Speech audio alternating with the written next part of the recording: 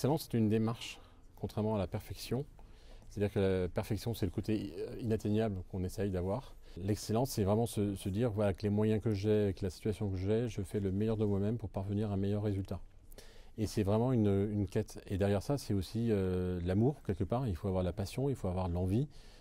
Il faut avoir envie de faire plaisir à l'autre, d'être en lien, d'aller penser à l'autre. Donc c'est faire preuve d'empathie, d'aller comprendre les attentes du client, d'aller chercher en lui ce dont il a besoin et peut-être ce dont il ne sait pas, ce dont il a besoin. Donc c'est vraiment un état, c'est de se mettre en action au quotidien et c'est vraiment une clé, je pense aussi, pour atteindre justement une signature de marque et qu'on puisse reconnaître l'ensemble du personnel en disant tiens, ah ben, chez Evagram, ils sont comme ci, ils sont comme ça, que ce soit la convention, le workshop ou la fête annuelle de telle entreprise, c'est vraiment pertinent.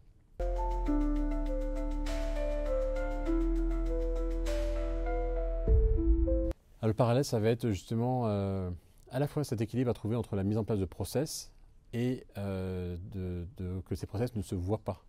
Et donc c'est vraiment d'attacher l'importance à cette relation et d'aller justement comprendre aussi ses humeurs, son énergie qu'on a et d'accueillir justement si on est triste, si on est joyeux, si on est en colère. Bon, bah, si on est en colère, on va transmettre cette émotion de colère aux autres et on n'a pas lieu de faire ça en entreprise et encore moins avec son client. Donc c'est de dire ok, je suis en colère, je la reconnais, je la garde, je la mets de côté, mais là maintenant, présentement, je suis avec le client et je fais le meilleur. C'est sûr que quand on est dans l'hôtellerie de luxe, on doit être parfait, on essaye d'atteindre en tout cas un niveau d'excellence, enfin on a cette démarche-là, on va vers le mieux, et derrière ça, c'est aussi être bien dans la relation. Ça ne suffit pas d'être bien habillé, bien coiffé, d'avoir des belles fleurs, etc. C'est vraiment tout le lien qu'on peut avoir avec son client.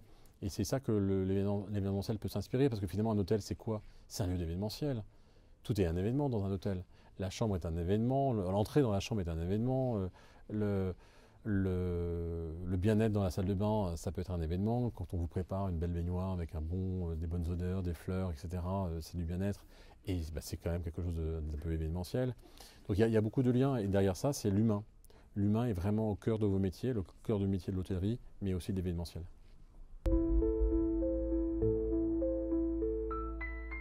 Bah, il va en tirer de la confiance. Parce que quand on voit qu'on a en face de soi une démarche, c'est vraiment un état. Hein. Enfin, ce que j'ai dit à un moment donné avec une anecdote plus personnelle, c'est un état d'esprit à avoir. Si je sais qu'en face de moi, j'ai la personne qui a cet état d'esprit d'aller vers l'excellence et de mieux faire et d'essayer de trouver les meilleures solutions pour le faire, j'ai confiance. Si je vois que ça ne l'intéresse pas et qu'il fait le minimum, ça ne va pas me plaire. Je vais avoir l'impression que finalement, ce qu'il propose, même si c'est bien, c'est peut-être pas ce qu'il y a de mieux pour moi. Donc j'ai besoin de ressentir ça. Et c'est ça l'apport de l'excellence dans le monde de l'événementiel, c'est de donner la confiance à son client, c'est transmettre sa passion. Il faut avoir envie, il faut vraiment avoir envie en soi d'aller faire plus. Parce que finalement, que de l'excellence, c'est du temps en plus. J'ai trouvé 2 musiciens, mais peut-être que si j'en trouvais un 3e groupe, peut-être que ça pourrait Bon, bah, je vais repasser 2-3 messages, 2-3 appels, et puis je vais voir, et puis je vais le faire. Bon, donc c'est du temps en plus. Mais c'est dans l'intérêt de faire plaisir au client, il faut que le client s'en rende compte. Et donc c'est effectivement une démarche propice à développer la fidélisation avec son client, à la satisfaction du client, au dépassement des attentes du client, et derrière ça pour qu'il puisse recommander également votre agence et trouver encore plus facilement les clients, et surtout que vous le fidélisiez et qu'il vous rappelle pour le prochain événement. Ça c'est quand même le point clé. C'est toujours plus simple de retravailler avec les mêmes clients que d'aller passer beaucoup de temps à en trouver d'autres.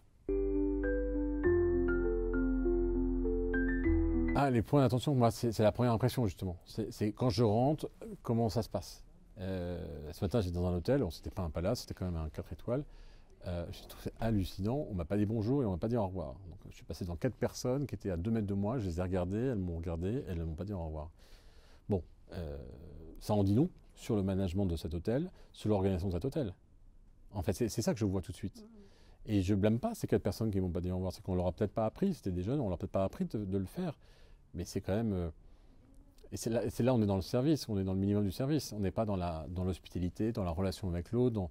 Et on ne peut pas s'ennuyer dans l'hôtellerie. C'est-à-dire que quand on est au niveau du service, dans la relation avec l'autre, avec les clients, on ne peut pas s'ennuyer. Chaque client est différent, on peut découvrir l'autre. Aller découvrir une personne, c'est un vrai sujet. Et c'est passionnant. C'est pas parce qu'on a dit bonjour, qu'on a une discussion pendant 1 heure avec quelqu'un qu'on va connaître cette personne. Donc d'aller plus loin, et donc d'aller plus loin, c'est voilà, de faire des choses différentes avec lui, voir comment il le vit, et c'est tout ça en fait qui est agréable.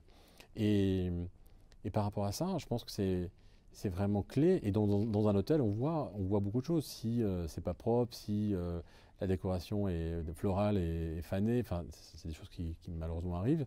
On voit bien si les collaborateurs sont impliqués ou pas impliqués. Et donc ça revient à l'excellence. Quand on est dans cette quête d'excellence et qu'on voit une fleur fanée sur un bouquet, je suis à la réception, si c'est transmis dans l'ensemble de l'hôtel, je vais prendre la petite fleur qui est cassée, je vais l'enlever et le mettre à la poubelle pour que le reste du bouquet soit joli.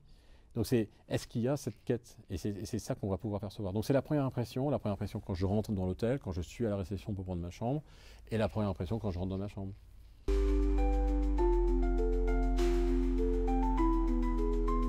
Accompagner ces équipes sur cette quête de l'excellence, déjà à titre personnel c'est très agréable, parce que les gens en ressortent grandis. Je souhaite qu'ils restent le plus longtemps chez vous.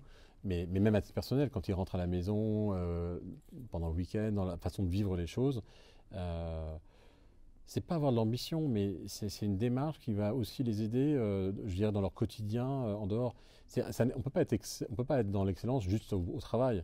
Ah ben, je commence à 9h, je suis dans l'excellence, et à 10. Non, c'est quelque chose qu'on acquiert au fur et à mesure en soi. C'est toujours avoir cette idée de dire est-ce que là ça vaut le coup d'aller plus loin ou pas. Des fois ça sert à rien d'aller plus loin dans l'excellence. Si ce qu'on a est déjà satisfaisant et que ça va plaire, ça va convenir, pourquoi passer encore 25 heures en plus par rapport à ça? Et donc d'aller accompagner les équipes par rapport à ça, évidemment vous les aidez à grandir l'entreprise, à grandir elle-même. Et forcément, on parle du futur, parce que dans le futur, ça va les aider. Si vous commencez à cet instant T aujourd'hui, en 2025, forcément en 2026, 28, 30, ça va évoluer. Et donc ça, c'est vraiment, faut que les équipes comprennent que c'est vraiment une chance aussi. Tout dépend comment vous voulez voir votre travail, mais c'est quand même assez enrichissant d'être dans une entreprise qui vous pousse à grandir, qui vous donne des informations, des instruments, des outils pour évoluer à la fois pour vos clients et pour vous. Et le monde est ainsi fait. Je pense que l'être humain est là pour évoluer.